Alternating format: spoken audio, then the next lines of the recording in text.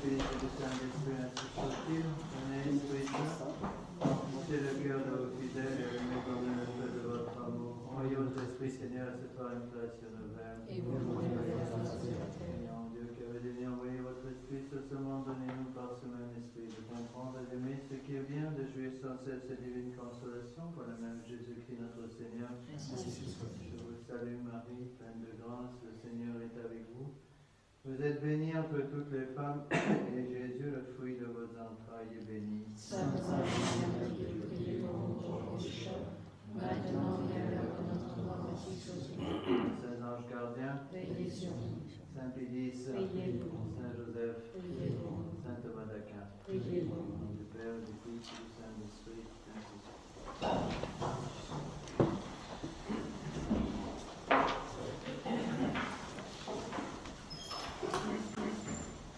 Bon, je voudrais essayer aujourd'hui de terminer les explications que je vous donne sur le sacrement de la confirmation. Donc, nous sommes à la page 17 du polycopier. Donc, je vous rappelle que la confirmation nous donne donc les dons du Saint-Esprit, et ces dons du Saint-Esprit sont à la base de toute la vie spirituelle, d'où l'importance d'avoir les idées claires sur le sujet. Rappelez-vous ce que j'ai déjà expliqué. Donc, les dons du Saint-Esprit représentent ce qu'on appelle la couronne de la charité. Ils dépendent donc directement de l'existence de la charité en nos âmes. S'il n'y a pas la charité, la couronne n'est pas là, et donc les dons du Saint-Esprit disparaissent. Pour ceux qui n'ont pas eu la dernière feuille, j'en ai là ici, pour ceux qui n'en ont pas eu, donc feuille numéro 17. Je vous ai expliqué déjà qu'il y a plusieurs façons de classer ces dons. Il me semble que le plus simple, c'est de les grouper par binôme. Donc l'intelligence et la sagesse d'une part, la piété et la science, le conseil et la force, et à la fin la crainte de Dieu. Mais comprenez bien qu'on les différencie, je dirais, pour les expliquer, mais qu'en fin de compte, les sept dons du Saint-Esprit travaillent ensemble. De telle façon que si l'un d'entre eux manque, tous les dons manquent. Si vous en avez un, vous les avez tous. Donc il faut faire attention à ne pas vouloir découper un petit peu le catéchisme en rondelles de saucisson, parce que tous les points du catéchisme sont unis. Les dons du Saint-Esprit ont une importance fondamentale, je vous l'ai dit la dernière fois, pour surtout nous aider à couper avec l'esprit du monde. C'est la raison pour laquelle nos enfants, surtout, ont tellement de mal, c'est que l'esprit du monde est un esprit qui va tout recentrer sur l'homme. C'est l'humanisme en quelque sorte. Les dons du Saint-Esprit, au contraire, vont nous aider à tout centrer sur l'essentiel, à savoir sur notre Seigneur Jésus-Christ. Et que nous le voulions ou non, si vous voulez, nos enfants vont devoir vivre dans un monde complètement païen, et s'ils n'ont pas ces dons du Saint-Esprit, ils vont se faire croquer littéralement par l'esprit du monde. D'où l'importance de ces choses-là. Donc, je vous rappelle aussi certains points très importants que nous avons expliqués la dernière fois. Donc, si quelqu'un a les dons du Saint-Esprit, c'est-à-dire s'il a l'esprit de charité avec lui, non seulement l'esprit de charité, mais la vertu théologale de charité, cette présence du Saint-Esprit dans nos âmes doit pouvoir se faire remarquer en quelque sorte par l'existence également des fruits du Saint-Esprit. Je ne vais pas vous donner un cours sur les fruits du Saint-Esprit, je n'ai pas le temps là maintenant, mais n'oubliez pas que les deux premiers fruits du Saint-Esprit, c'est la paix et la joie. Donc, un des moyens pour reconnaître que la personne qui est en face de vous est en état de grâce, donc a la vertu de charité. S'il a la charité, il a la couronne de la charité. Si la couronne de la charité est dans le Saint-Esprit, les fruits du Saint-Esprit. Un des moyens de reconnaître si la personne est en état de grâce, c'est la paix et la joie. Je ne dis pas l'excitation, attention. L'excitation n'a rien à voir avec la joie. Je parle de paix et de joie, la joie spirituelle, la paix spirituelle. Et ça, c'est très important, parce que quand vous mettez le pied dehors, dans les endroits où il y a beaucoup de monde, on voit tout de suite cette incroyable tristesse du monde moderne dans lequel on vit. Pourquoi ? Parce que le monde, l'esprit du monde est caractérisé justement par la confusion et la tristesse. C'est la raison pour laquelle il faut insister beaucoup sur l'existence de ces dons du Saint-Esprit, les fruits du Saint-Esprit, les 12 fruits du Saint-Esprit, justement dans l'âme des justes. Donc n'oubliez pas ce que je vous ai expliqué la dernière fois, en suivant les règles de discernement des esprits de Saint Ignace de Loyola, dans les exercices Saint Ignace. Donc il y a 4 signes qui sont des conséquences directes des dons du Saint-Esprit, qui peuvent nous aider à reconnaître que nous sommes en consolation spirituelle. Attention, consolation spirituelle ne veut pas dire qu'il n'y a pas de croix. Quand quelqu'un suit notre Seigneur Jésus-Christ, le premier cadeau que le bon Dieu nous donne, c'est quoi? Sa croix. Bon, dire mais c'est pas très amusant comme cadeau. Peut-être, mais c'est ce qu'il nous donne. Pourquoi? Parce que c'est notre moyen d'aller au ciel. Donc, consolation ne veut pas dire, ça il faut bien que les gens le comprennent, consolation ne veut pas dire absence de croix. Vous comprenez? C'est la raison pour laquelle c'est un non-sens pour un catholique de dire au bon Dieu, enlevez-moi toutes mes croix. Parce que quand on demande au bon Dieu de nous enlever toutes les croix, qu'est-ce qui va rester? Plus rien. Parce que c'est justement par la croix qu'on se sanctifie. Donc si on demande au bon Dieu de nous enlever les croix, on enlève les moyens de sanctification, tout simplement. Donc la prière des catholiques, c'est pas « Oh mon Dieu, enlevez-moi toutes mes croix », c'est « Oh mon Dieu, donnez-moi la sagesse pour comprendre l'importance de ces croix pour moi et comment je peux, avec les croix que vous m'envoyez, sanctifier mon âme. » Donc, qui dit consolation ne dit pas absence de croix. Consolation, dans le sens de la vie spirituelle, une consolation, si vous voulez, c'est une présence en quelque sorte du Saint-Esprit en nous qui se manifeste justement par un désir de se rapprocher chaque jour davantage du bon Dieu. C'est pour cela que Saint Ignace donne 4 signes que vous devez bien connaître: la joie, la paix, la lumière et l'attraction vers le beau. Et quand j'essaie d'aider une âme en tant que prêtre à monter un peu vers le bon Dieu, je regarde ces signes, est-ce qu'ils sont là? Est-ce qu'il y a la paix? Est-ce qu'il y a la joie? Est-ce qu'il y a la lumière? Est-ce qu'il y a l'attraction vers la beauté? Au contraire, quand nous sommes en désolation, alors encore une fois, attention, on peut être en désolation, ça ne veut pas dire que puisque nous sommes en désolation, nous sommes en état de péché mortel, attention, c'est 2 choses différentes. Quelqu'un peut être en désolation et être en état de grâce. Vous avez des saints qui ont passé presque leur vie entière en désolation complète. Par exemple, je vais vous donner l'exemple de Sainte Thérèse de l'Enfant Jésus, qui a passé presque toute sa vie au monastère chez les carmélites, presque toute sa vie religieuse en état de désolation totale. Et il est évident qu'on se sanctifie encore plus vite par la désolation que la consolation. La désolation, c'est vraiment un raccourci pour aller au ciel, ça c'est sûr et certain, à condition de savoir la prendre dans le bon sens. Alors 4 signes qui nous aident à comprendre ce qu'est une désolation. Donc quand on est en désolation, si vous voulez, encore une fois, ça ne veut pas dire qu'on soit en état de péché mortel, mais le démon travaille avec la désolation. Donc il utilise les désolations que le bon Dieu peut permettre dans une âme pour sauter en quelque sorte sur cette désolation et essayer de la faire décrocher la grâce sanctifiante. Donc il y a 4 signes par lesquels on peut reconnaître une désolation. Donc contre la joie, évidemment la tristesse, contre la paix, la confusion, contre la lumière, l'obscurité, l'obscurité de l'âme, si vous voulez, qui fait qu'on n'arrive plus à voir ce qu'il faut faire, comme vivre dans une espèce de brouillard constant, si vous voulez. Et enfin, au lieu de l'attraction vers le beau, l'attraction vers le laid. Alors, ce dernier signe, il y a 2 signes, je crois, qui sont très importants là-dedans, surtout la tristesse et l'attraction vers les choses laides. Si vous constatez en vous, ou chez un de vos enfants, surtout chez les adolescents, si vous constatez chez eux cette tristesse et cette tendance, cette attraction vers les choses laides, vous pouvez être pratiquement sûr qu'ils sont en désolation. Alors attention, encore une fois, être en désolation ne veut pas forcément dire qu'on est en état de péché mortel. Beaucoup de gens font cette erreur de penser que consolation marche avec état de grâce et désolation marche avec état de péché mortel. C'est faux. Consolation spirituelle, si vous voulez, c'est vrai, marche en général avec état de grâce, mais on peut être en désolation tout en étant en état de grâce. C'est le cas de beaucoup de saints. C'est là justement où les dons du Saint-Esprit vont intervenir pour nous aider, si vous voulez, surtout par l'usage du don de sagesse, à remettre de l'ordre dans notre âme. Tous les dons du Saint-Esprit travaillent ensemble. Mais le bon Dieu, selon le type de désolation contre lequel nous avons à lutter, va nous donner, si vous voulez, surtout un certain don du Saint-Esprit dont nous avons plus besoin. Par exemple, je ne sais pas, imaginez que vous ayez par exemple de fortes tentations contre la vie de prière, par exemple. Ça arrive, on n'a plus envie de prier. Ben, le bon Dieu ne nous demande pas de prier quand tout va bien. Il nous demande aussi, et surtout, de prier quand tout va mal. Bon, il est évident que pour prier quand tout va mal, il faut un don spécial du Saint-Esprit. Lequel? Le don de piété, bien sûr. Donc il va falloir le don de piété, surtout quand on n'a pas envie de prier. Bon, est-ce que ça veut dire, parce qu'on n'a pas envie de prier, qu'on est en tête de péché mortel? Bien sûr que non. Vous avez des grands saints qui avaient certainement, un certain matin, pas envie de prier du tout. Mais le don de piété va s'exercer justement pour contrebalancer en quelque sorte ces influences du monde. Alors, on va continuer un petit peu là-dessus. Je voudrais vous citer un texte pour vous aider un peu à comprendre l'importance de ces dons.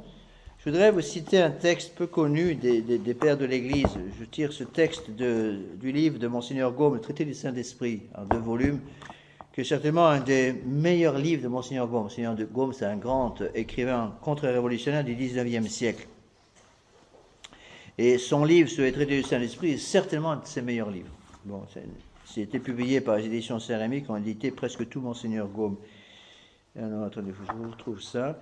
Donc, j'ai trouvé là, ce matin, un texte très intéressant, justement, sur les dons du Saint-Esprit.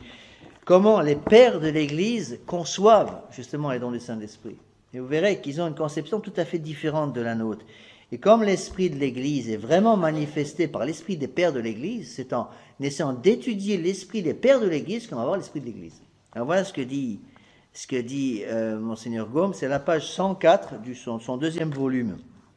Ici d'abord saint Thomas d'Aquin. Saint Thomas trouve dans la colombe représente le Saint-Esprit. À chaque fois que, souvent sur les vitraux par exemple, vous voyez la colombe qui symbolise ces dons du Saint-Esprit. C'est pour la raison pour laquelle souvent vous avez des saints, si vous voulez, qui ont vu l'apparition d'une colombe pendant une confirmation, par exemple. Ou même notre Seigneur Jésus-Christ, pendant son baptême, une colombe qui est apparue. Donc la colombe représente le Saint-Esprit. Eh bien, saint Thomas d'Aquin donne les raisons pour lesquelles cette colombe est le symbole du Saint-Esprit. Voilà ce qu'il dit. Saint Thomas d'Aquin trouve dans la colombe les 7 qualités qui en font le symbole parfait du Saint-Esprit, descendu sur le baptisé du Jourdain, dans notre Seigneur. Et voilà comment il explique.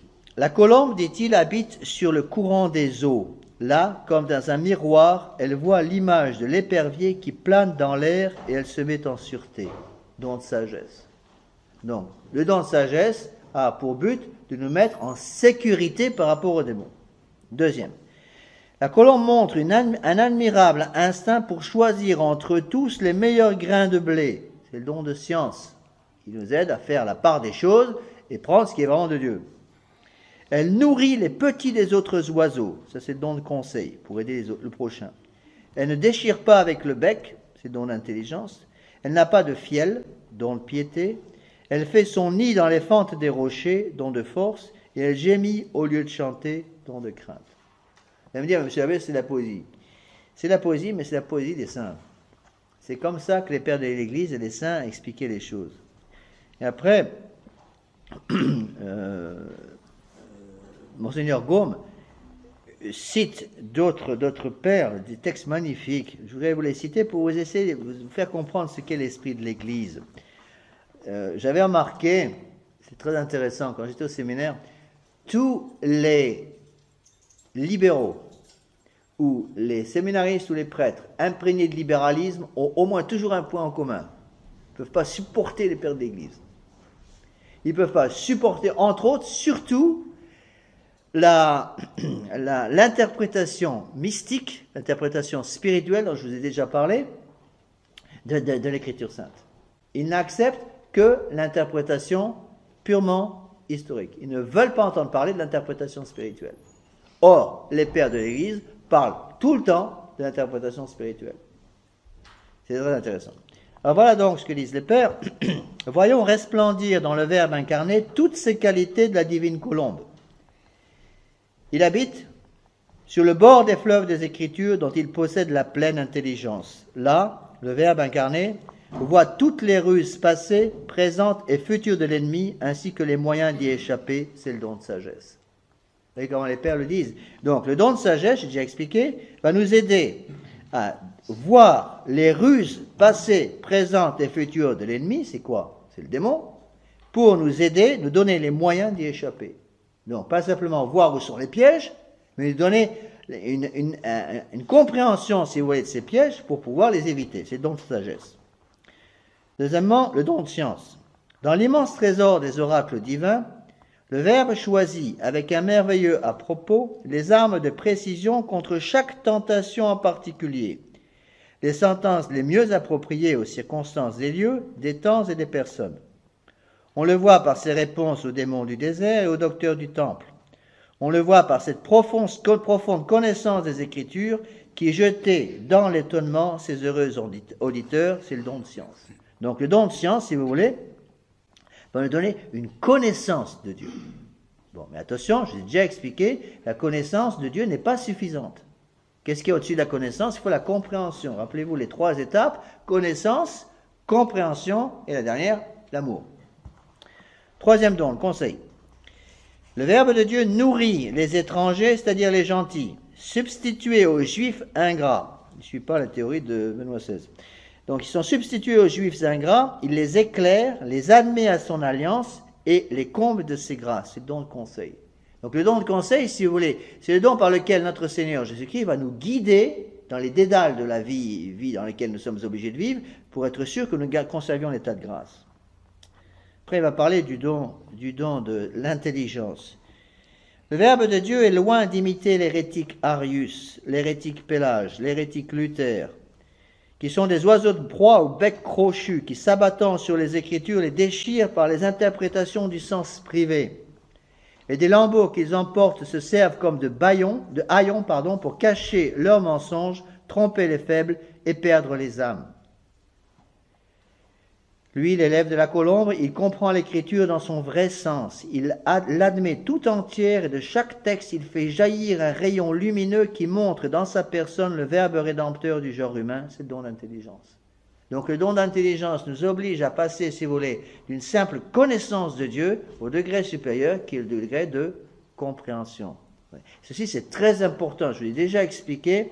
Il me semble que c'est la raison pour laquelle beaucoup de nos catholiques des années 50 se sont écroulés aux années 60. Parce que précisément, ils s'étaient arrêtés à la simple connaissance de Dieu. Ce n'est pas parce qu'on connaît son catéchisme par cœur qu'on est en état de grâce. Vous pouvez connaître votre catéchisme par cœur, c'est pas ça qui vous amène au paradis. Attention. Hein. Le catéchisme est un moyen, pas une fin en soi. Bon, donc, il faut bien sûr connaître son catéchisme, mais la connaissance de Dieu doit monter à la compréhension de Dieu. On connaît pour mieux aimer. Donc, connaissance, compréhension, et enfin, au sommet, l'amour de Dieu. Après le don de piété,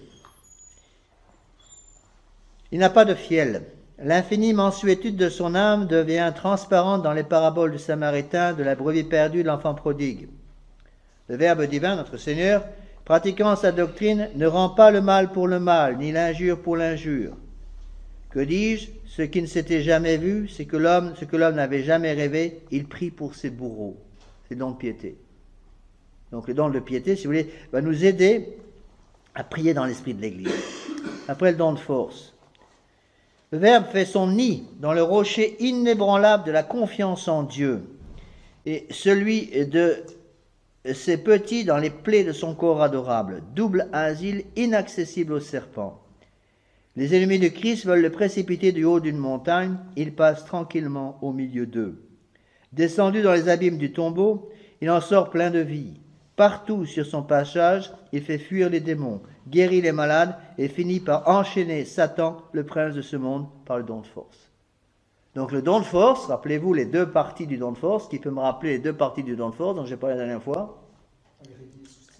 Agrédie, sustinere, exactement. Donc, agrédie, c'est quoi? La partie d'agression, et sustinere, c'est soutenir. Il ne s'agit pas simplement de mettre le démon hors de la place, il s'agit d'être sûr, une fois que le démon est parti de notre âme, de conserver l'âme en état de grâce. Rappelez-vous la phrase de l'Évangile, notre Seigneur Jésus-Christ explique très bien que lorsqu'un démon, le démon a quitté une âme, il va essayer de trouver une place et va revenir dans la même âme S'il peut y revenir, eh bien à ce moment-là, l'état de cette âme sera pire qu'avant. Il va essayer de revenir avec 7 démons pire que lui. Enfin, dernier don, la crainte de Dieu. La vie du Christ est un long soupir. Il marche humblement à la mort, il en éprouve toutes les horreurs, demande à genoux d'en être délivré, reçoit le secours d'un ange, et enfin sur la croix, prie et pleure en rendant son âme à son Père. C'est là l'effet du don de crainte. Vous voyez très bien comment, je vous ai cité ce texte qui est très beau, donc page 104-105 pour ceux qui ont le livre, Traité du Saint-Esprit, tome 2. Je citer ces textes pour essayer de vous expliquer comment les pères de l'Église, justement, voyaient les choses, tout à fait différents de nous. Alors, si on continue un peu dans ces explications que je vous donne, donc j'avais déjà couvert, qu'est-ce que j'ai couvert? Donc la sagesse, l'intelligence, le conseil, la force, la science. Un petit peu vous parler de la piété. Alors une chose qu'il faut bien comprendre, c'est que le don de piété est un don qui ne doit jamais travailler seul. La piété nous aide à prier. Mais cette piété doit être absolument unie avec un autre don du Saint-Esprit, qui est précisément le don de science. Pourquoi? Parce que le don de science va nous faire prier avec l'Esprit de l'Église.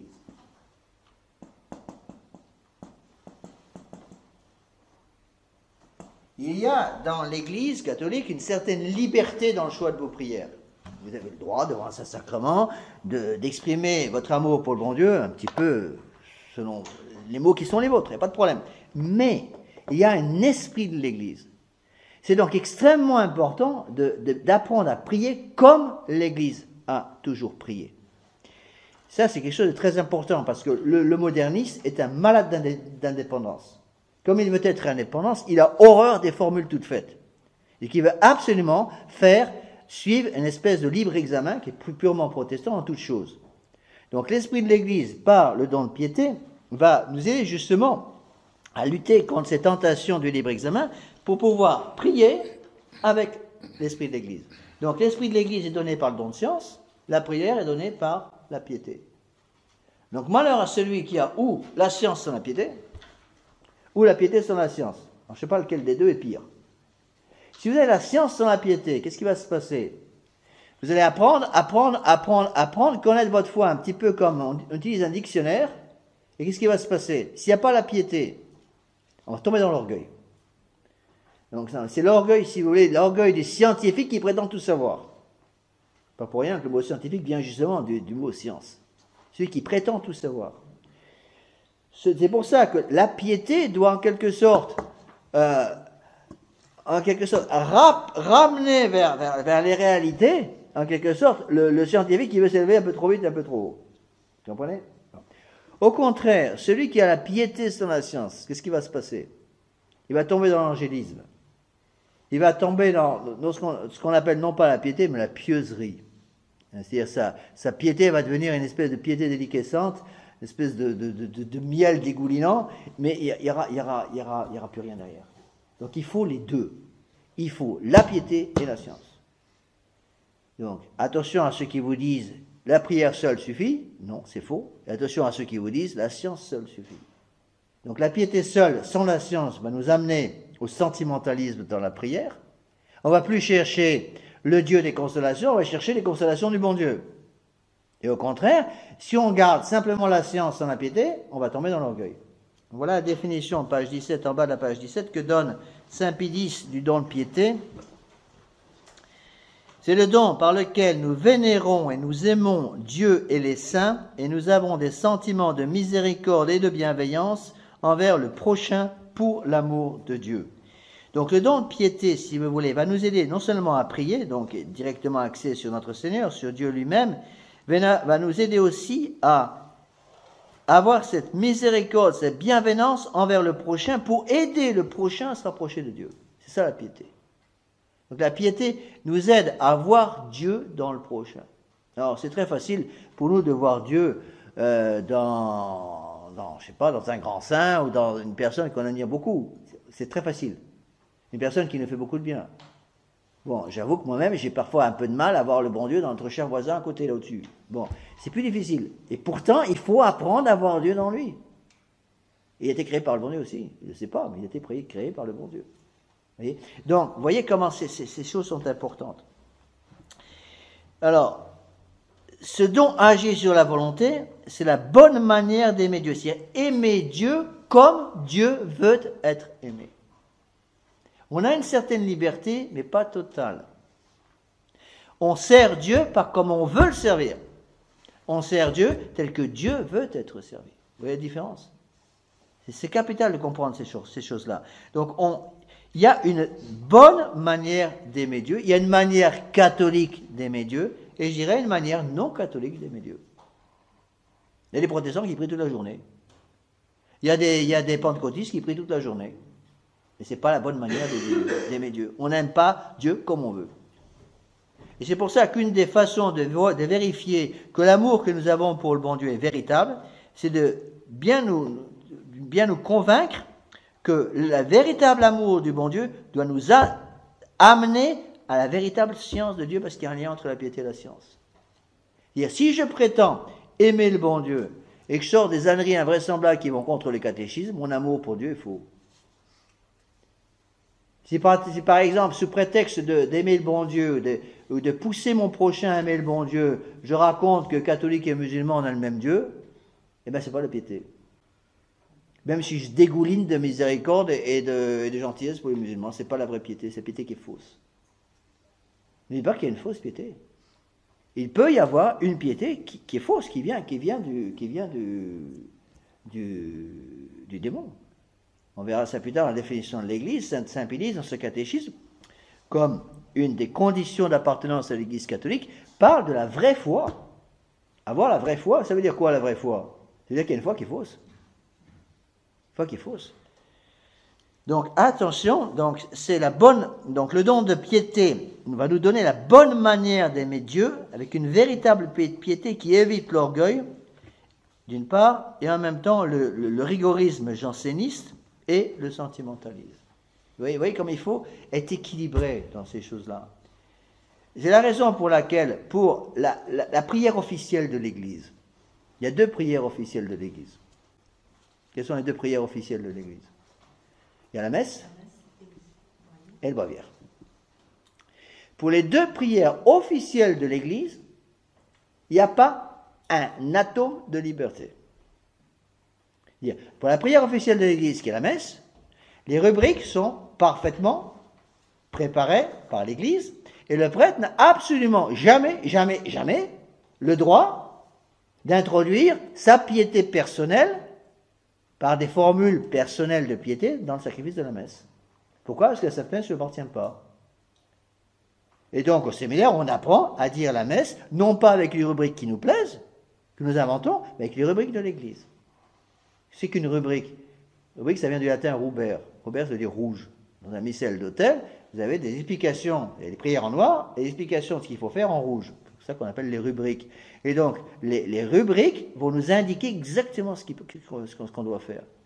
C'est la raison pour laquelle, dans l'Église de Vatican II, ils sont dépêchés de supprimer la messe en 69, parce que la messe dit quoi? La messe la Sainte Messe bloque complètement, justement, cet esprit d'indépendance. Il n'est pas question d'être indépendant en matière de messe pour un prêtre.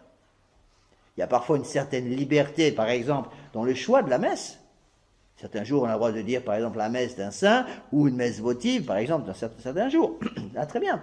Mais dans le choix, une fois que vous avez choisi votre messe votive que le prêtre veut dire, dans l'exercice de cette messe, il n'a pas le droit de faire ce qu'il veut. Il n'y a plus de liberté. C'est pareil pour le bréviaire. Le bréviaire est même parfois plus compliqué que la messe sur certaines choses. Le bréviaire, si vous voulez, il y a une certaine liberté de l'Église, dans le sens que l'Église nous donne une certaine liberté pour nous dire le bréviaire qui, dans la période de 24 heures, surtout dans le monde moderne, une certaine liberté, c'est évident. Mais dans la façon de dire son bréviaire, chaque prière, chaque iota de la prière est prévue par l'Église. Il n'y a pas de liberté pour ça. Donc, par exemple, le prêtre, pendant sa prière, quand il fait la prière officielle de l'Église, n'oubliez pas, c'est le bréviaire. lorsque le prêtre récite la prière officielle de l'Église, il n'y a pas de la liberté d'ajouter, par exemple, une oraison qui lui plaît. Il n'a pas le droit de se dire, bon voilà, moi j'aime bien Saint-Michel, alors je vais ajouter une prière personnelle à Saint-Michel dans l'office du breviaire. Non, il ne peut pas. Vous voyez? C'est ça, là, ce qui explique cette union nécessaire, si vous voulez, entre la piété et la science. Et je pense qu'aujourd'hui, il faut faire extrêmement attention à ça. Donc, deux risques où, excusez-moi, on garde la science sans la piété, là on tombe dans l'orgueil, je vous l'ai expliqué, dans une certaine forme de rigorisme janséniste, bon, ça vient un peu de ça, je pense, ou au contraire, on garde la piété sans la science, et à ce moment-là, on tombe dans le sentimentalisme. Alors, il y a des conséquences énormes, notamment cette piété unie à la science est, à mon avis, extrêmement importante, surtout pour nous aider à avoir l'esprit de l'Église quand on touche aux révélations. Révélations en général, aux apparitions en général. Bon, alors là, je sais que j'aborde un sujet un peu brûlant. J'essaie de vous donner, si vous voulez, ce que j'ai reçu au séminaire. Je pense que Monseigneur le fait avec la sagesse, surtout dans ce domaine-là.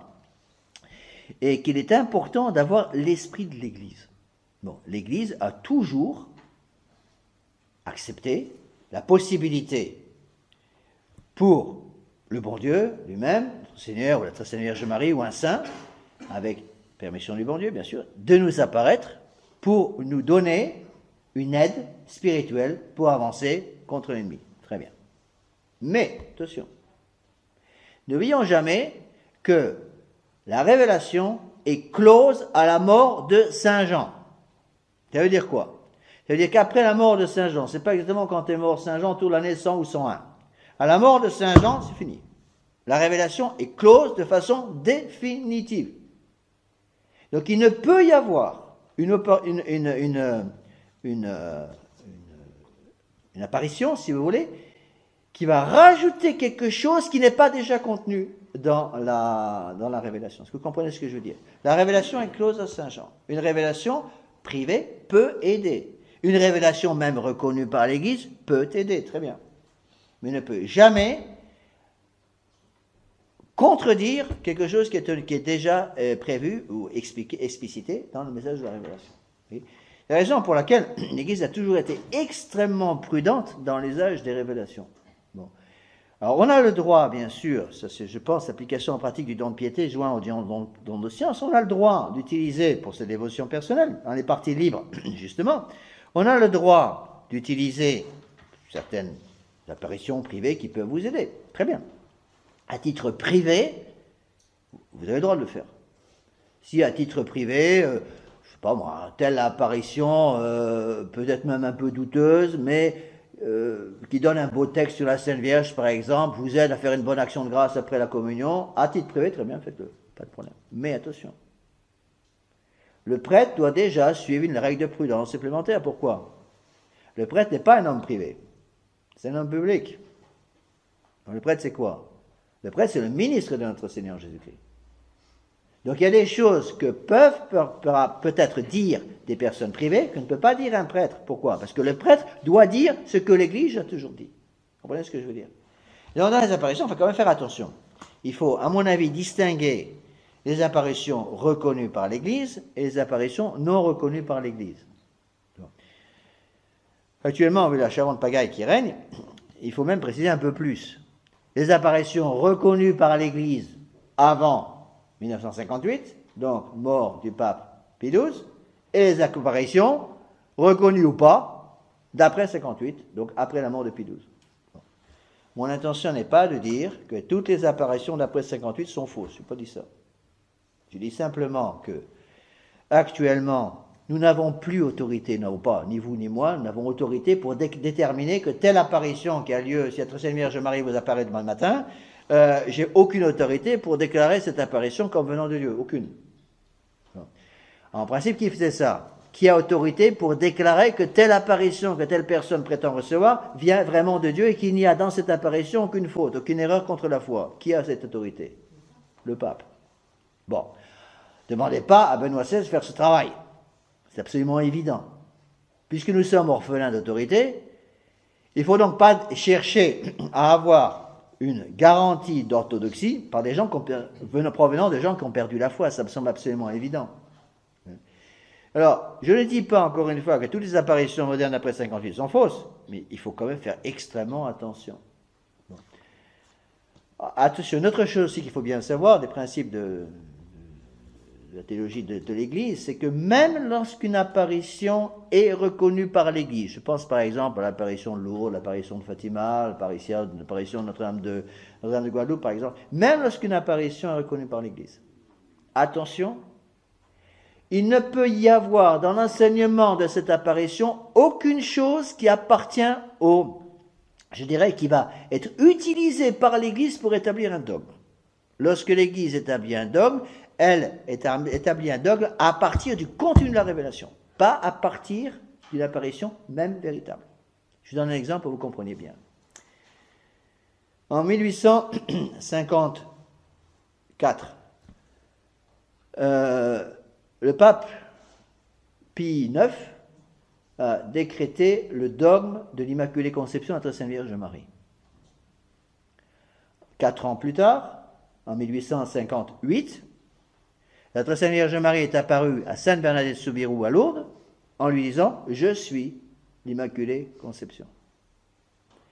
Nous devons croire en l'Immaculée Conception de la Très Sainte Vierge Marie, non pas parce que la Très Sainte Vierge Marie a dit à Sainte Bernadette quelle était l'Immaculée Conception, mais parce que l'Église, par l'intermédiaire du pape Pie IX, nous a donné l'Immaculée Conception comme dogme de foi.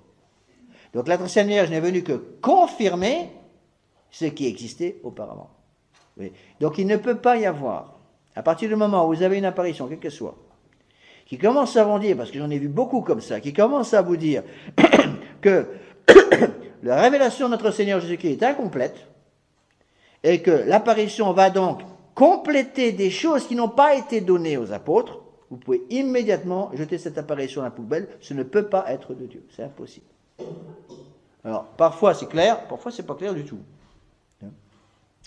Donc, Monseigneur Lefebvre nous donnait une règle, que personnellement j'ai toujours suivie comme prêtre. Il nous disait, en tant que prêtre, puisque nous sommes des hommes publics, nous devons donner non pas nos opinions personnelles, il n'y a pas de place pour les opinions personnelles dans un séminaire, sauf dans les domaines libres de l'Église, qui sont très rares. Puisqu'il n'y a pas de place pour les opinions personnelles, il nous donnait comme règle de ne pas parler en tant que prêtre des apparitions non reconnues par l'Église, d'une part, avant 1958, d'autre part. Donc il posait deux conditions: apparition reconnue par l'Église, premier point; deuxième point, avant 58. Encore une fois, il ne disait pas que toutes les apparitions d'après étaient fausses, il ne nous a jamais dit ça. Mais il nous dit attention. Surtout actuellement, puisque, évidemment, ceux qui prétendent avoir l'autorité à Rome racontent n'importe quoi, ne font plus les examens canoniques qui étaient avant faits de façon très, très, très poussée, ils racontent n'importe quoi. Donc on ne peut plus faire confiance.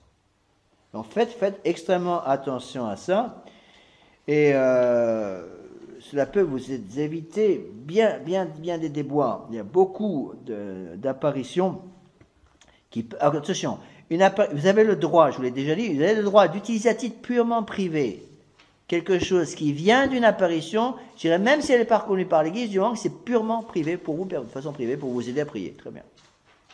Mais attention à garder l'esprit de l'Église. C'est ce que je vous demande. C'est la raison pour laquelle, bon, je n'ai pas les documents avec moi, un jour je donnerai peut-être une conférence complètement là-dessus, c'est pour ça qu'il faut faire quand même très attention avec des livres qui ont été publiés, surtout par les pays de langue anglaise, mais qui commencent à apparaître aussi en France, qui ne sont pas entièrement mauvais d'ailleurs, mais qui présentent certains dangers. Je pense par exemple au livre de Maria Valtorta, le poème de l'homme-dieu. Je ne sais pas comment ça s'appelle en français, je crois que c'est le poème l'évangile, est-ce qu'ils ont changé de titre en français? C'est l'évangile qui m'a été conté, non? C'est ça. Parce qu'en anglais, c'est le poème de l'homme-dieu. Je ne sais pas pourquoi ils ont changé de titre. Bon, je fais des pages et des pages et des pages et des pages. Attention. Attention. Donc quand on examine un peu et qu'on fait une étude un peu complète de la chose, ben on se rend compte qu'il y a eu des condamnations de l'Église, il faut le connaître. Il y a des dangers aussi, par exemple, avec même Anne-Catherine Emmerich. Les livres des révélations d'Anne-Catherine Emmerich, est-ce que vous savez que ça n'a jamais été écrit par elle, mais ont été écrites par son secrétaire, Brentano. sans l'accord d'Anne-Catherine Emmerich. Bon. Donc, c'est le secrétaire qui a entendu les révélations que la Très Sainte Vierge Marie a données à Anne-Catherine Emmerich, révélations qui étaient vraisemblablement vraies, ça je veux bien le croire, et qui, lui, en a fait une espèce de résumé qu'il a publié après. Attention, c'est pas Anne-Catherine Emmerich, c'est Brentano qui a fait le livre. Donc, il y a des tas de choses qui ont pu passer par ce biais de ces apparitions qui peuvent faire du mal aux âmes. Vous voyez ? La raison pour laquelle Monseigneur Jean-Paul Trémé au séminaire nous demandait de ne pas lire Maria Valtorta. Et je crois qu'il avait raison. Alors, j'avais remarqué, par exemple, chez beaucoup de fidèles, certains fidèles avaient pris comme résolution, par exemple, de lire, je crois qu'il y a, je ne sais pas en langue française, mais en langue anglaise, il y a 12 volumes de Maria Valtorta. Ils en lisaient un volume par mois, tout le temps. Tout le temps, tout ce qu'ils lisaient. Un volume par mois de Maria Valtorta. Puis quand je leur demandais de lire un peu un catéchisme de Saint-Pédis, ils me disaient qu'ils n'avaient pas le temps. Je donne un autre exemple. Pour vous expliquer comment le démon peut travailler. Quand j'étais à Strasbourg, il y en avait beaucoup de fidèles qui allaient dans une apparition San Damiano en Italie. Bon, je ne veux pas porter un jugement là-dessus, je n'ai pas l'autorité pour ça. J'ai dit à ces fidèles, vous voulez aller à San Damiano de façon privée, je dirais c'est votre problème. Mais là où j'ai commencé à tiquer, c'est des fidèles qui me disaient, monsieur l'abbé, dimanche prochain, je ne pourrais pas venir à la messe parce que j'aurais dépensé tout mon argent pour aller à San Damiano et j'ai donc plus d'argent pour prendre le train, prendre le car, prendre la voiture pour aller à la messe à Strasbourg. Alors là, ça ne va plus. Que vous vouliez aller à San Damiano ou une autre apparition, vous considérez comme vrai, à titre privé, très bien, c'est votre problème. Mais attention, une apparition véritable doit nous aider à nous rapprocher du bon Dieu.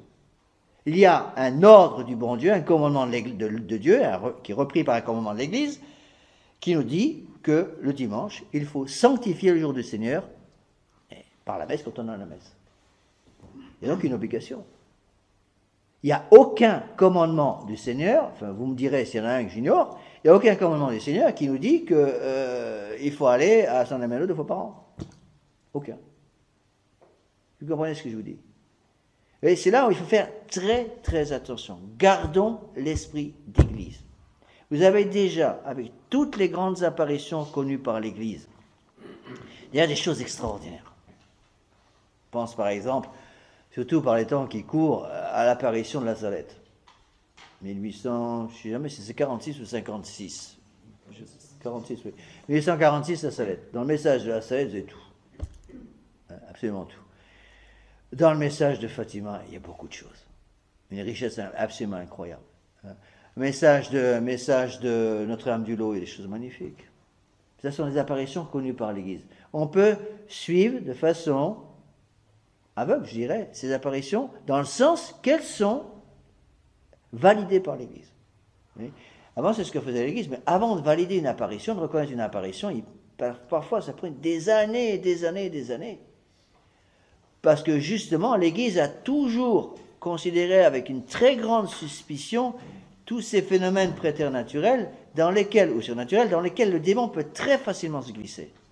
Vous savez par exemple tous, je pense, qu'après l'apparition de Notre-Dame à Sainte Bernadette Soubirous, donc en 1858 à Lourdes, il y a eu des tas de fausses apparitions, toute une série de personnes à Lourdes, autour de Lourdes, qui ont vu des apparitions de la Sainte Vierge, et d'autres personnes qui se prétendaient une Sainte Bernadette Soubirous bis ou terce.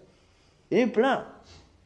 Donc il fallait faire très attention, et l'Église a pris beaucoup de temps pour certaines apparitions, l'Église a pris un temps considérable afin d'être certain de la validité de ces apparitions. Donc encore une fois, surtout dans le domaine des apparitions, je vous conseille très fortement de suivre l'esprit d'Église. Bon, encore une fois, à titre privé, faites un peu ce que vous voulez, mais faites quand même attention. Vous voyez, il me semble que ce dont nous avons le plus besoin aujourd'hui, ce n'est pas d'une apparition privée, même reconnue par l'Église, c'est du dogme. Le dogme de la foi catholique. Qu'est-ce que l'Église catholique a toujours enseigné? Imaginez quelqu'un qui veuille découvrir ce qu'est la foi catholique, qu'il ne connaît pas par les apparitions de Notre-Dame de Lourdes, ou Notre-Dame de la Fatima. Ces apparitions sont de Dieu, certains. Mais ce n'est pas par le biais des apparitions de Notre-Dame de Fatima, par exemple, qu'on va connaître la foi de l'Église. Je dirais à quelqu'un qui m'aborde en disant « Monsieur l'abbé, je ne suis pas catholique, je voudrais connaître la foi de l'Église, qu'est-ce que je dois étudier? Qu'est-ce que vous allez lui donner ?» Catéchisme. Il dit voilà, prenez le catéchisme de Saint-Pédis, prenez le catéchisme de Gaspari, prenez le catéchisme du Concile de Trente, et étudiez. Et vous partez de la foi. On ne parle pas de choses qui sont même vraies, mais qui sont, je dirais, comme des cannes pour nous aider à marcher. C'est un peu comme ça qu'il faut considérer une apparition connue par l'Église. Alors attention, une fois j'avais expliqué ça, et puis fidèles, il y a quelques fidèles qui cherchaient toujours à dire le contraire de ce que j'avais dit. Il s'est spécialisé là-dedans, et c'est à Lille, et il a fait après une grande déclaration, l'abbé Laffitte n'aime pas la Sainte Vierge. Bon, j'ai jamais dit que je n'aimais pas la Sainte Vierge. J'ai dit qu'il faut garder l'esprit d'Église. En toute chose, gardons l'esprit d'Église. Qu'est-ce que l'Église a toujours fait? Comment l'Église a-t-elle réagi face à telle chose ou tel problème dans l'histoire de l'histoire? Et quand on étudie l'histoire de l'Église, on se rend très bien compte qu'il y a une unité de cette réaction de l'Église. L'Église a toujours réagi de la même façon. Et comme ces choses sont très importantes. J'ai connu des âmes magnifiques qui ont été complètement détournées par des apparitions bizarroïdes. En Australie, oh là là, on avait un qui s'appelait Little Pebble, la petite pierre. Bon, heureusement, il a fini en prison, et ça a arrangé bien les choses. Mais on en avait une autre près de Brisbane qui a fait un mal, une dame qui se prétend, Déborah, qui prétendait avoir une ligne téléphonique directe avec le ciel et qui recevait des coups de téléphone tous les matins à la Sainte Vierge, des coups de fax, tout, absolument, elle savait tout ce qui se passait avant. Elle a fait un mal considérable parce qu'elle détournait nos fidèles. Quand j'étais à New York, donc au prieuré de Richfield, sur l'État de Connecticut, mais près de New York, on a eu d'énormes difficultés à cause d'une fausse apparition de Bethsaida. Vous avez peut-être entendu parler de Bethsaida à New York. Une apparition fausse, là je suis absolument certain. Et Véronica Lequesne, qui prétendait avoir ces apparitions, a fait un mal considérable parce que justement, elle utilisait son influence qu'elle avait sur les gens qui venaient à assister à ces extases, soi-disant extases, et les poussait à ne pas venir à la messe traditionnelle. En disant non, il faut rester dans vos paroisses pour donner le bon exemple dans vos paroisses. Résultat des courses, les gens arrêtaient de venir à la messe chez nous, commençaient à aller à la nouvelle messe et perdaient la foi. Voilà. Le travail de Véronica Lequesne. Ce sont des exemples que je peux vous donner. Il y en a plein comme ça. On avait beaucoup de problèmes au Mexique aussi, avec des fausses apparitions de ce genre. Il y en a partout. Absolument partout. Donc attention de ne pas mélanger les moyens et la fin. D'accord ? J'insiste un petit peu sur ces choses-là qui sont très très importantes. Donc je vous conseille de suivre cette règle, la règle de sécurité absolue. On reconnaît toutes les apparitions reconnues par l'Église avant 1958. Bon, après, faire attention.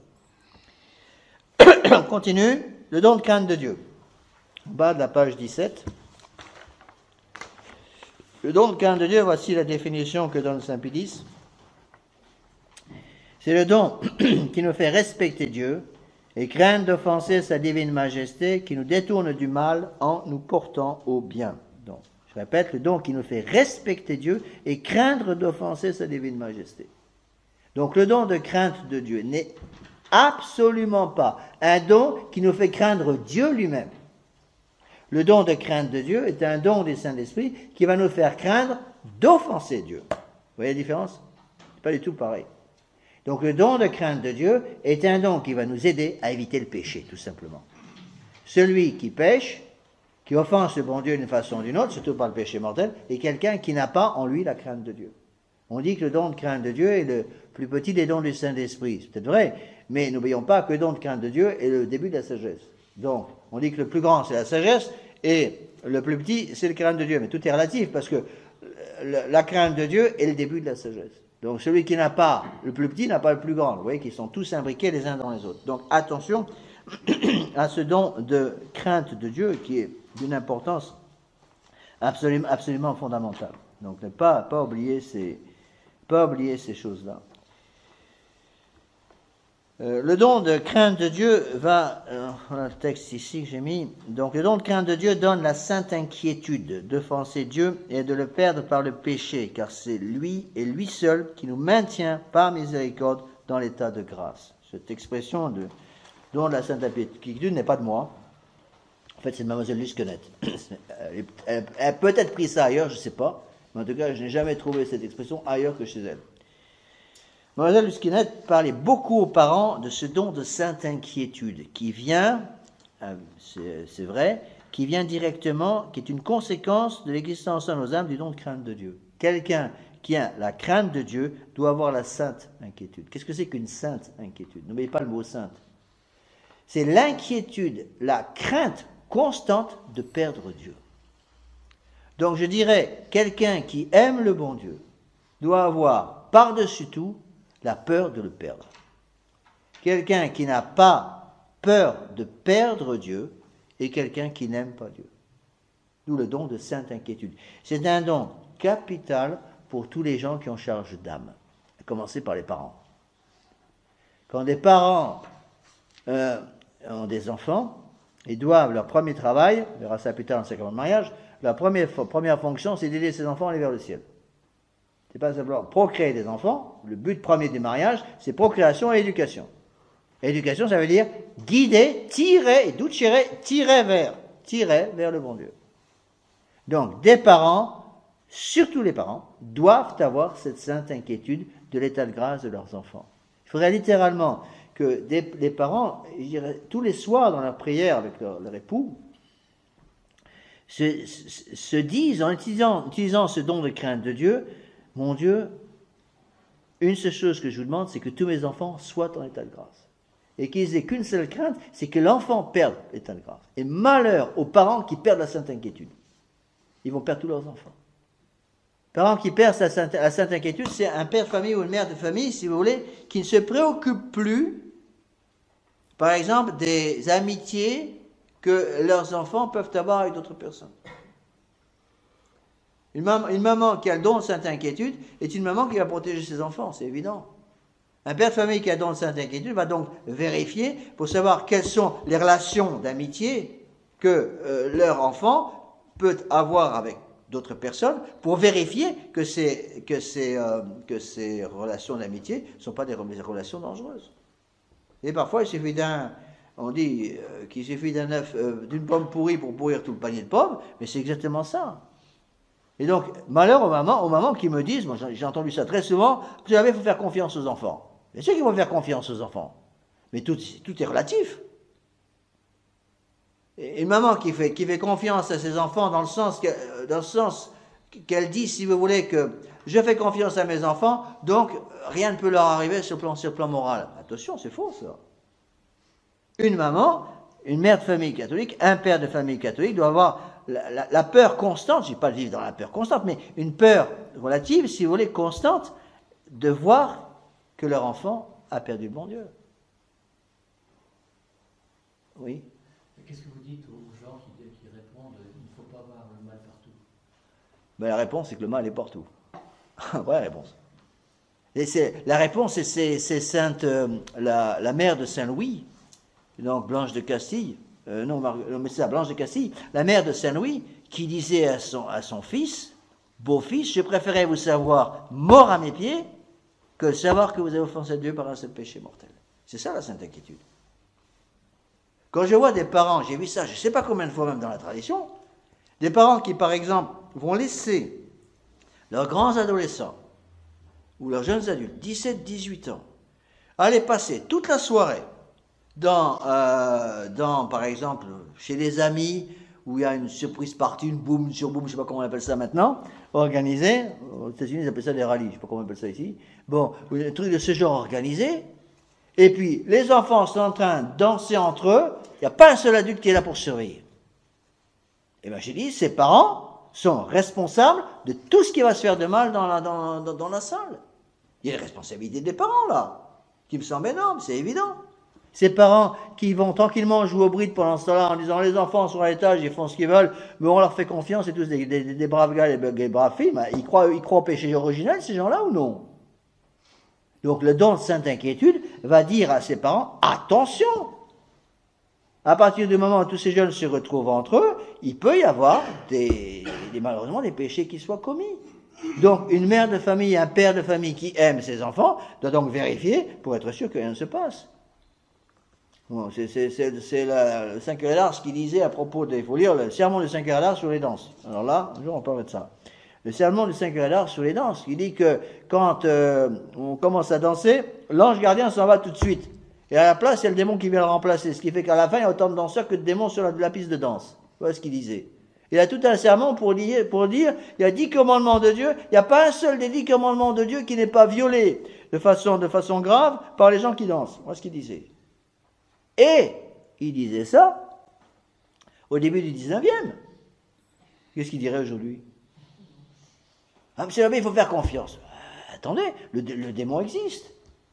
Bien sûr qu'il ne faut pas vivre dans la peur constante. Bon, ne tombez pas dans l'excès inverse. Je ne suis pas du tout d'accord aussi en matière d'éducation avec des gens, par exemple, qui vont faire vivre leurs enfants dans la crainte constante de l'enfer. Ça, c'est pas normal. Bon. Qu'on parle aux enfants de l'enfer et des fins dernières, très bien. Que l'unique motif qui les pousse à rester en état de grâce soit l'enfer, non. Quand je prêche l'exercice, j'explique toujours, attention, si l'unique motif pour lequel vous restez en état de grâce c'est la crainte des feux de l'enfer, vous ne gardez pas l'état de grâce longtemps. Il faut passer d'une contrition imparfaite, c'est-à-dire une contrition, j'ai expliqué ça, contrition de nos péchés à cause de la crainte du péché, à une contrition parfaite, l'amour de Dieu. Donc on arrivera à vivre en état de grâce le jour où on a l'amour du bon Dieu en soi. Bien sûr, il faut garder, il faut conserver la foi de l'Église concernant les fins dernières, notamment l'enfer, c'est évident. Vous voyez, comme il faut cet équilibre. Et qu'est-ce qui donne cet équilibre? C'est le don de sagesse. C'est les dons du Saint-Esprit qui équilibrent tout ça. Vous voyez, comme ces choses sont extrêmement importantes. Malheur aux parents qui n'ont pas la sainte inquiétude. Je me rappelle une fois, ça m'est arrivé, j'ai jamais oublié ce cas-là, j'ai été invité à manger d'une famille américaine. Et je connaissais assez peu les parents, je ne connaissais pas du tout les enfants. Donc les parents m'invitent.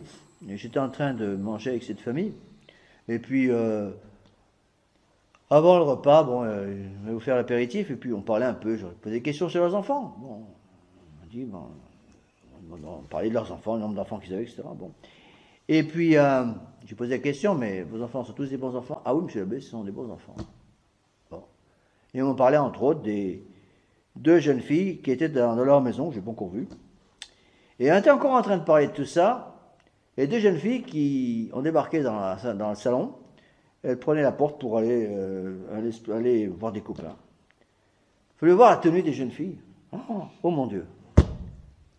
Mais vraiment habillées comme des femmes de mauvaise vie. Alors, elles sont parties. Elles n'ont même pas dit bonjour, ciao, comme ils disent là-bas, et puis hop, ils s'en vont. Et je dis aux parents, c'est qui ça? Ah ben c'est nos 2 filles. Ah bon? Et vos 2 filles, elles n'ont pas le péché original, vos 2 filles? Ah ben, pourquoi vous dites ça, monsieur l'abbé? Ben oui, je suis quand même un peu surpris de la tenue. Et elles vont dans cette tenue, danser toute la nuit, qu'est-ce qui va se passer? Vous croyez qu'elles sont en état de grâce, vos filles? Ah ben oui, monsieur l'abbé, c'est des bonnes filles, tu parles. Et ça dans la tradition, hein. Je ne parle pas dans les milieux protestants ou les milieux modernistes, dans la tradition. Bon, alors, bien sûr, dans certains cas, ce n'est peut-être pas la faute des parents. Il y a malheureusement des cas où des enfants, un peu tout envoyés promener, malgré les efforts des parents. Bon, il y a des cas douloureux, c'est vrai. Mais attention à ce don de la sainte inquiétude qui dépend directement du don de crainte de Dieu. Sainte inquiétude, c'est ça, c'est vivre dans, je dirais, l'espoir constant que mes enfants vivent tous en état de grâce, et donc dans la crainte que mes enfants n'offensent le bon Dieu.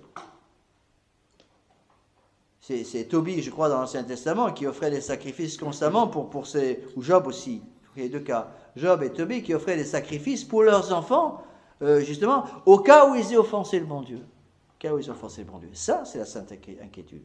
Donc je pense qu'une mère de famille, qu'un père de famille, je m'excuse d'insister là-dessus, mais ça me semble un point extrêmement important, un père de famille, une mère de famille doivent avoir cette sainte inquiétude. Malheur aux parents qui n'ont pas la sainte inquiétude. Alors, on retrouve ce dont j'ai parlé aux conférences sur l'éducation, donc ça touche, le don de crainte de Dieu doit intervenir dans les trois fins de ceux qui sont en autorité. Je vous ai déjà parlé. Il y a le devoir d'enseigner le magistère, le devoir de sanctifier le ministère, le devoir de gouverner. Magistère, ministère, gouvernement. N'oubliez pas que des parents ont, de par leur fonction de parents, de par le fait qu'ils ont reçu de Dieu la grâce sanctifiante, c'est la grâce du sacrement de mariage, ont le devoir d'aider leurs enfants. Un autre point, je voudrais parler rapidement. Bon, pour terminer donc cette partie, à partir de vendredi prochain, il n'y aura pas de cours, attention, et on reprendra les cours le premier vendredi du mois de janvier, je ne sais plus quand c'est. On reprendra avec le mariage. Mais il y a une chose dont je voudrais un peu vous parler pour vous aider à comprendre l'importance des dons du Saint-Esprit, surtout du don de sagesse et de tout ce qui est autour du don de sagesse. Donc, je vous ai dit que les dons du Saint-Esprit vont nous aider dans la vie spirituelle à lutter contre les désolations. Alors, je voudrais vous expliquer un peu, je m'excuse de répéter ces choses pour ceux qui connaissent bien les exercices Saint-Ignace, parce que ce sont des choses qui sont bien expliquées dans les exercices, mais peu de gens les connaissent. Donc, c'est des conseils que je donne à tous les parents, tous ceux qui ont charge d'âme, toutes les âmes en général. Donc, que faire? C'est là où vont intervenir les dons du Saint-Esprit. Que faire lorsque je suis en désolation? Donc, je vous ai déjà expliqué, je vais finir avec ça aujourd'hui. Quand je suis en désolation, je reconnais la désolation par 4 signes. Rappelez-vous les 4 signes, ne les oubliez pas, s'il vous plaît. Qui peut me redonner les 4 signes? Tristesse, confusion, obscurité et attraction vers le lait. Bon. Quand je vois les 4 signes, tristesse, la confusion, l'obscurité de l'âme et l'attraction vers le lait, je sais que je suis en désolation. Attention, je l'ai déjà expliqué, ça ne veut pas dire que c'est un état de péché mortel, mais ça veut dire que le démon va venir mettre sa sale patte dans le système. Donc, qu'est-ce qu'il faut faire en période de désolation? Et c'est justement là où vont intervenir les dons du Saint-Esprit. Les dons du Saint-Esprit interviennent surtout dans les périodes de désolation. Et Dieu sait, si pour les catholiques aujourd'hui, ils ont des occasions et des occasions d'être en désolation. Il suffit de voir l'état actuel de la société dans laquelle on vit. Si vous n'avez pas la grâce sanctifiante avec la vertu de charité qui met un peu de feu dans cette âme, on va complètement se décourager. Donc, qu'est-ce qu'il faut faire en période de désolation? La première chose, c'est on peut dire comme ça, aucun changement. Aucun changement. C'est-à-dire, en période de désolation, puisque je sais que c'est le démon qui va me pousser à agir, donc je refuse toute forme de changement. Il me semble, enfin c'est discutable, parce que là encore une fois c'est une question d'interprétation, il me semble que cela, surtout on a besoin du don de piété et aussi du don de force. Donc je suis en période de désolation, il ne faut rien changer. Ce n'est pas le moment, quand on est découragé, quand on est malade, quand on est de mauvaise humeur, quand tout va mal, ce n'est pas le moment de faire des changements dans sa vie. On attend. Bon. C'est comme quand une dame ou un monsieur vient me voir en me disant « Monsieur l'abbé, ça y est, c'est fini, je m'en vais.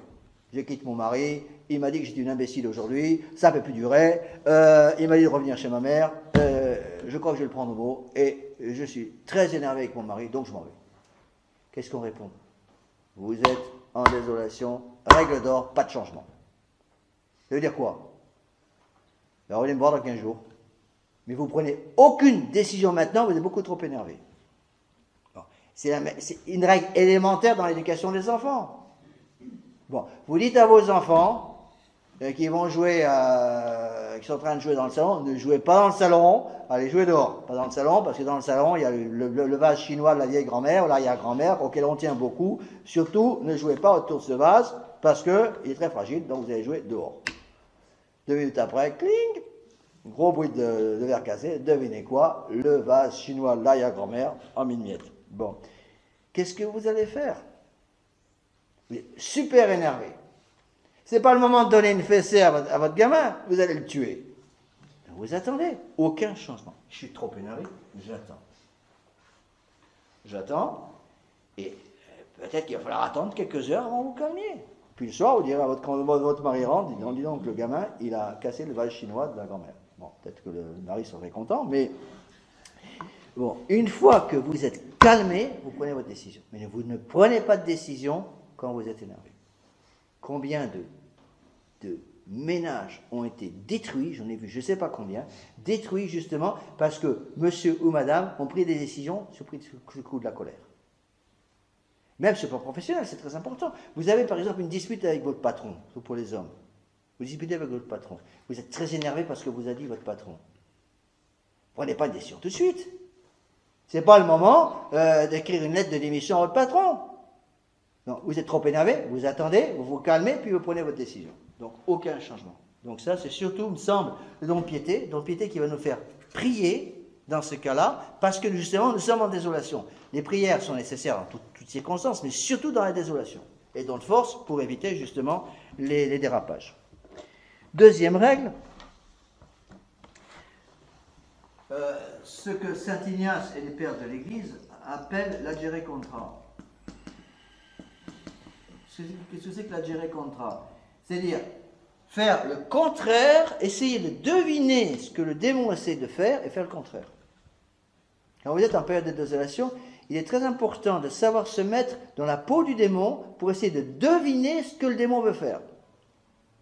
Et une fois que vous avez deviné ce que le démon veut faire, faites exactement le contraire. Par exemple, le démon vous pousse à abréger, abréger votre temps de prière du matin, par exemple. Bon, le démon est très malin, il peut travailler là-dessus pour vous pousser à moins prier, par exemple. Vous savez que ça vient du démon, vous savez que ce n'est pas de Dieu, ça vient du démon. Qu'est-ce que vous allez faire? L'agere contra, ça veut dire, en utilisant les dons du Saint-Esprit, surtout le don de force, dans ce cas-là, vous allez, utilisant le don de force, vous allez prier un peu plus. Vous étiez habitué à faire une prière du matin de 10 minutes. Le démon vous pousse à en faire que 5 minutes. Qu'est-ce que vous faites? Faites une prière du matin de 12 minutes. Vous allez voir, le démon va s'en aller. Hein. On le voit très bien. Certaines périodes de forte tentation, mais faites exactement le contraire de ce que vous dit le démon. Vous êtes très énervé, par exemple, avec tel membre de votre famille, votre belle-mère, par exemple, vous ne pouvez plus la supporter parce que, je ne sais pas quoi, à cause d'un cadeau de Noël qu'elle n'a pas donné ou qu'elle a donné. Bon, vous êtes très énervé. Vous avez envie de l'étrangler. Qu'est-ce qu'il faut faire? Vous savez que ça ne vient pas de Dieu. Quand même pas le bon Dieu qui vous pousse à étrangler votre belle-mère. Puisque vous savez que ce n'est pas Dieu, qu'est-ce que vous allez faire? Faites le contraire. Vous achetez un gros bouquet de fleurs, vous allez offrir un beau bouquet de fleurs à votre belle-mère. C'est ce qu'on appelle l'agere contra. Et les dons du Saint-Esprit travaillent là-dessus. Sans les dons du Saint-Esprit, c'est impossible de faire ça. Troisième règle. Il y a 4 règles dans Saint Ignace. Troisième règle, capitale aussi, donc dans les périodes de désolation, se faire aider. Se faire aider. Donc ici, l'agere contra, c'est surtout la force, le don de force, et puis la sagesse, évidemment. Se faire aider, ça veut dire prendre conseil. Donc c'est quel don qui va agir? Don de conseil, évidemment. Donc c'est le don de conseil qui va souffler à ce moment-là pour nous aider, si vous voulez, à prendre, à demander l'aide dont nous avons besoin. Dans bien des cas, il suffit de demander un peu d'aide à quelqu'un qui peut aider. Combien de fois j'ai vu ça dans la vie spirituelle? Tous les prêtres vous diront la même chose. Des personnes qui sont, par exemple, avec des très fortes tentations, qui sont presque des espèces de comment on appelle ça en français, de tentations qui reviennent constamment, un peu comme des obsessions en français, c'est ça, des obsessions. Bon. Je dis souvent aux gens qui ont des obsessions de ce genre, dites aux professionnels, dans ce cas des professionnels, dites aux prêtres que vous avez ces tentations. Le simple fait que vous dévoilez vos tentations aux prêtres, parfois ça suffit pour les éliminer.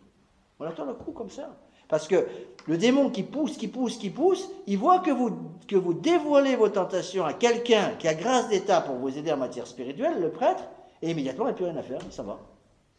Vous voyez? Donc, se faire aider, accepter de se faire aider, en matière spirituelle. Donc, dans bien des cas, pour les choses purement spirituelles, ça peut être un prêtre.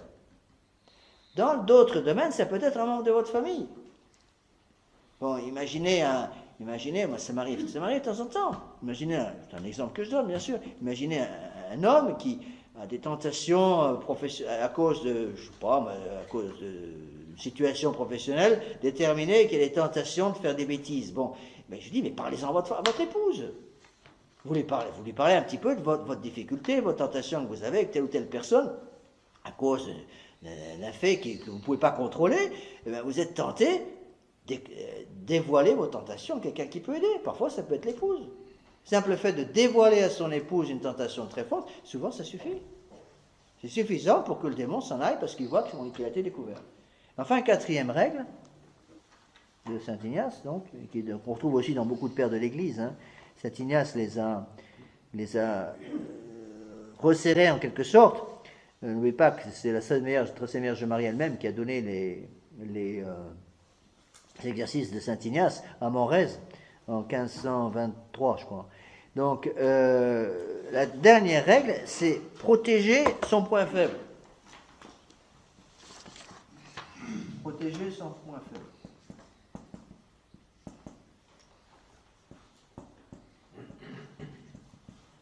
Protéger son point faible, ça veut dire quoi? Ça veut dire qu'il faut connaître notre point faible et protéger surtout l'endroit qui est faible dans notre vie spirituelle. Bon. Et là, il y a aussi toute une série de dons du Saint-Esprit, ce que j'essaie de vous faire comprendre, toute une série de dons du Saint-Esprit qui vont intervenir justement pour nous aider dans ces difficultés. Oui. Donc là encore, le don de force va intervenir, le don d'intelligence va intervenir pour nous faire connaître, il y a une question de connaissance qui intervient là, faire connaître où est notre point faible. C'est ce que dans la vie spirituelle, on appelle le défaut particulier. Le défaut particulier, c'est ça. Donc, il faut connaître la faiblesse de notre organisme spirituel. On a tous un point faible. Le démon le connaît très bien. Bon, si le démon le connaît très bien, vous pouvez être sûr qu'il va l'utiliser. Et pour enrayer cette utilisation du démon, de notre point faible, il faut le connaître nous-mêmes. Comme ahurissant que parfois on pose cette question à des fidèles, quel est votre défaut dominant? Oh, j'en sais rien. Vous savez pas? Ben non, je ne sais pas, demandez à votre mari. Vous demandez à votre mari, il va vous dire votre défaut dominant en 30 secondes. Si je vous demande le défaut dominant de l'abbé Laffitte, je sais que vous le connaissez. Si je vous demande le défaut dominant de n'importe qui, on connaît très bien les défauts dominants des autres. Mais on ne connaît jamais le sien. C'est ça le problème. Et donc, dans la vie spirituelle, justement, la vie spirituelle consiste à ce qu'on appelle la connaissance de soi-même. La connaissance de soi-même. D'où l'utilisation des dons du Saint-Esprit. Bon, c'est un peu la conclusion, si vous voulez, de toute cette partie du catéchisme concernant les dons du Saint-Esprit. Donc, les dons du Saint-Esprit, si vous voulez, sont toute une espèce de renforcement de notre vie spirituelle. Donc, tous les dons, les 7 dons du Saint-Esprit qui suivent la vertu de charité, vont intervenir pour nous aider, d'une part, à ne pas faire de changement quand on est en période instable, à agir contre l'influence du démon, à se faire aider, parce qu'on ne peut pas toujours s'en tirer tout seul, et à protéger son point faible, ce qu'on appelle la lutte contre les défauts particuliers. Bon, alors, en général, pour connaître son défaut particulier, c'est un peu le problème, c'est qu'on connaît, je vous l'ai déjà dit, très bien le défaut particulier du prochain, jamais le sien. Il importe, par exemple, que vous connaissiez le défaut particulier de vos enfants. Vous avez 4 ou 5 enfants, chaque enfant peut avoir un défaut particulier différent. Bon, il me reste 10 minutes, je vais vous expliquer très rapidement comment on découvre, en règle générale, après il faut appliquer au cas par cas, mais comment des petites règles toutes simples pour nous aider à découvrir le défaut particulier. Il me semble que, donc, n'oubliez pas ces 4 règles, et vous verrez comme il faut les utiliser dans l'éducation des enfants.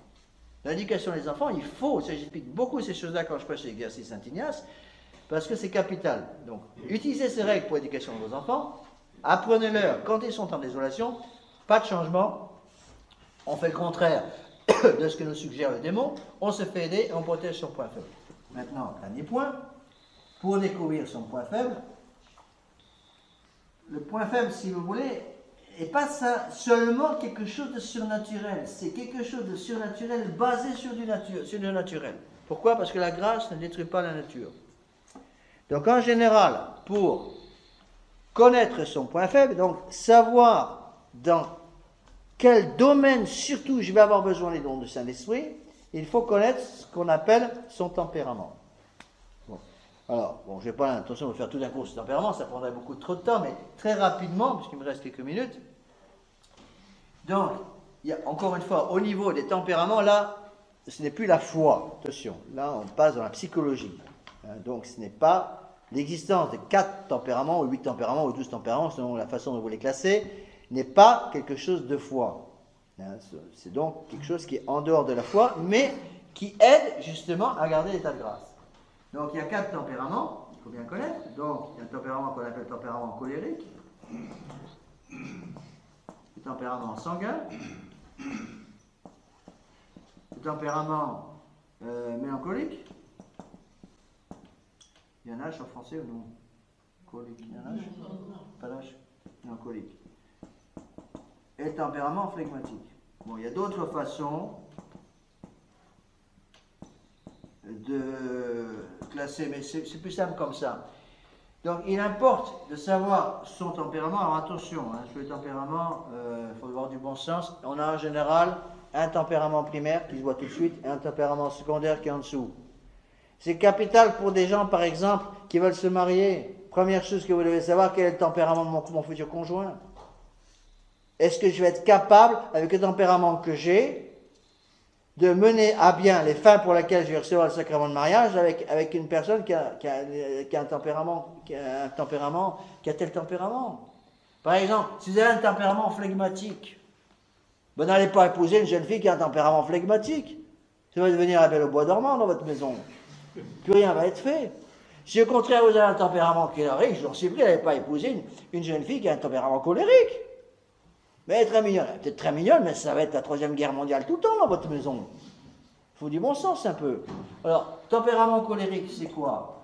C'est tout simple, donc on réagit comme ça. Tempérament colérique, on réagit très vite, et la réaction dure.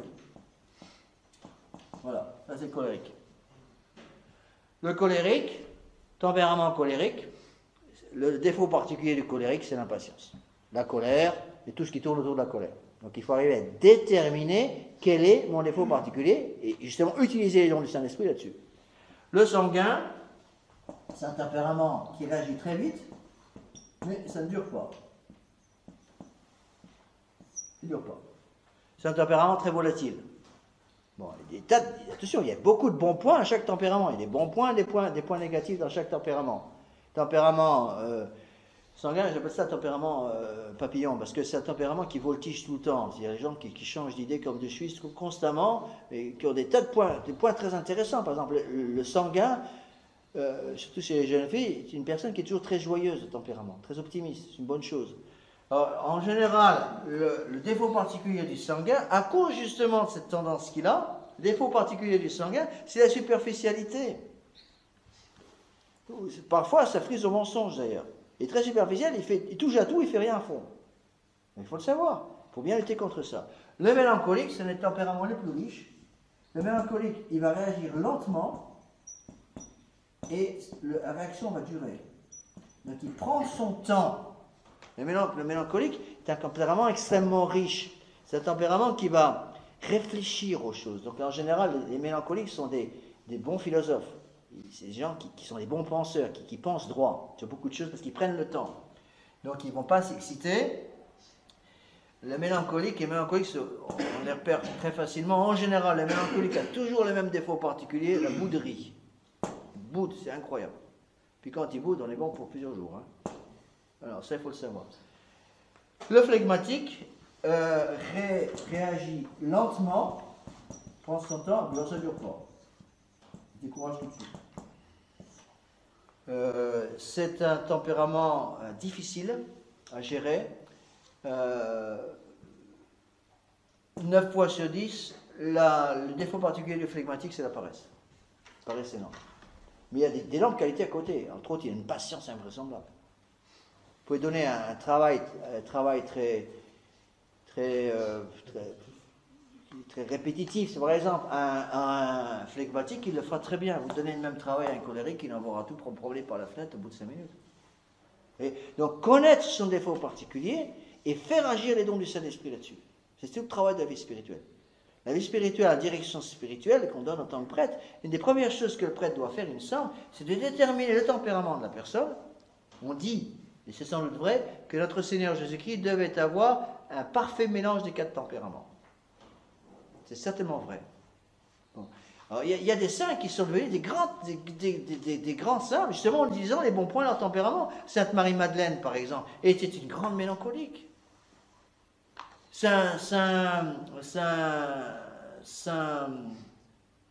Exemple de grand colérique, Saint Ignace de Loyola, c'est un colérique. Bon. Vous avez des saints un petit peu dans tous les tempéraments. Et c'est la richesse d'une famille. Il est capital pour une maman de connaître les tempéraments de ses enfants. On n'éduque pas un enfant qui a un tempérament qui est le colérique de la même façon qu'on éduque un enfant qui a un tempérament flegmatique. C'est du bon sens élémentaire. Voilà, je touche un peu une conférence sur l'éducation des enfants, mais c'est des choses capitales. Et là, les dons du Saint-Esprit agissent, attention. Ne donnez jamais une fessée à un garçon mélancolique. Il va garder ça contre vous pendant 15 ans. Par contre, vous pouvez donner une fessée tranquillement à un garçon colérique, parce qu'au bout de 5 minutes, il va oublier. Vous voyez? Donc c'est important de comprendre ces choses-là. Donc il faut connaître ces choses-là, justement pour laisser le champ libre au travail du Saint-Esprit dans nos âmes. Vous voyez? Donc, je me permets d'insister sur cette partie du cours.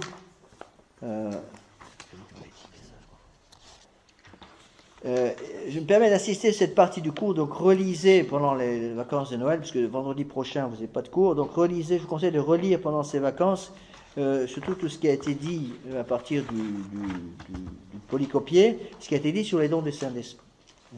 Donc, vendredi prochain, pas de cours.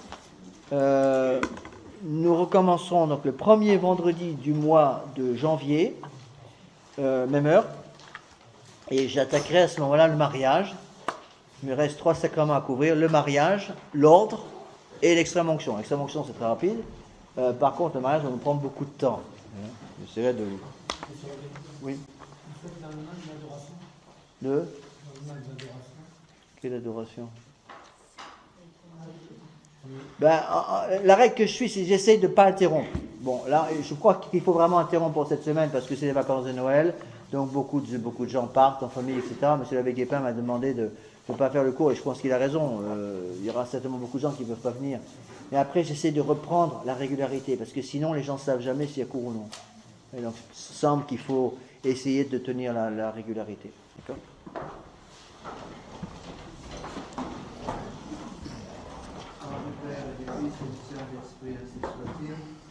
Je vous salue Marie, pleine de grâce, le Seigneur est avec vous. Vous êtes bénie entre toutes les femmes et béni est le fruit de vos entrailles. Sainte Marie, Mère de Dieu, gloire soit rendue au Père, au Fils et au Saint-Esprit.